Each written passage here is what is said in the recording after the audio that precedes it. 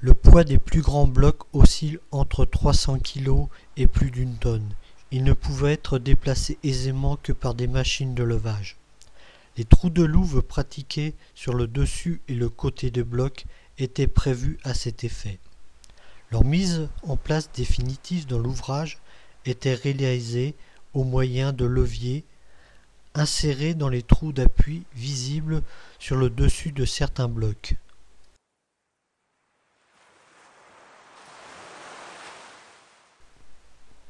Les résultats des fouilles confirment l'utilisation de blocs en réemploi. La spoliation d'un ouvrage à caractère monumental paraît évidente si l'on considère la taille importante des blocs et la découverte d'éléments architecturaux ouvragés. L'utilisation des blocs dans une structure antérieure est attestée par la présence sur certaines de leurs faces de mortiers de chaux.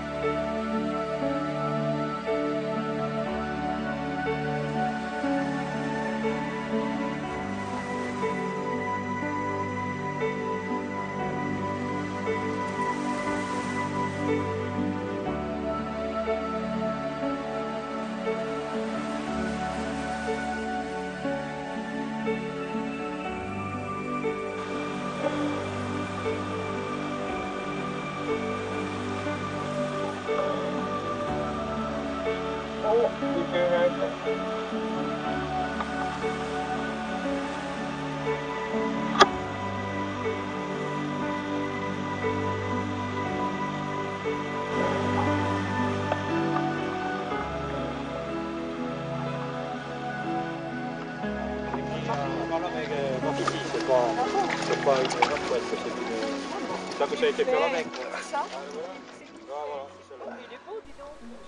De nombreux objets seront mis au jour, tels que cette assiette céramique sigillée sud-gauloise de type Dragendorf 18, avec une estampille en son centre et un graffiti sur son dos.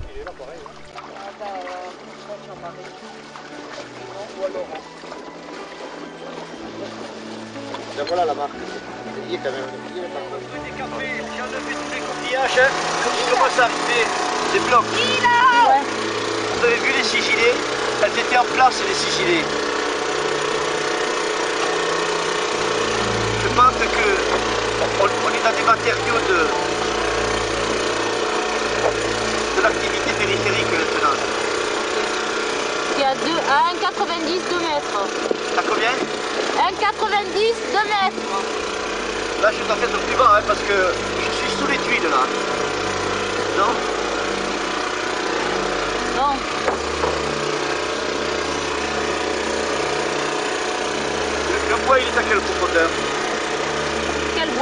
Quoi? 2 mètres.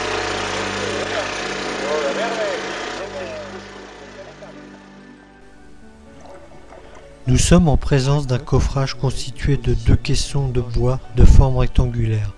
Le premier, de dimension plus réduite, a été construit à l'intérieur du second. Le plus petit a une largeur de 5 mètres. Ces 2 côtés longitudinaux ont été partiellement reconnus sur 1,80 m de côté est et sur 8,30 m côté ouest. Le plus grand a une largeur de 8,66 m. Ces 2 côtés longitudinaux ont été partiellement reconnus sur 3,70 m côté est jusqu'au quai moderne sous 14 m côté ouest. La largeur moyenne de l'espace entre les 2 palissades est de 1,70 m. Tous deux sont composés de madriers en chêne dont la dimension sont en moyenne de 0,35 m de large, 0,15 m d'épaisseur et 2,50 m de hauteur reconnue.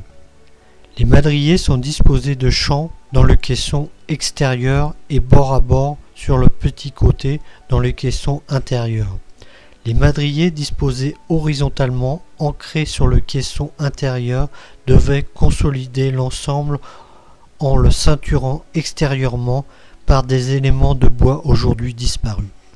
L'espace compris entre les 2 caissons est occupé par des blocs en grande appareil.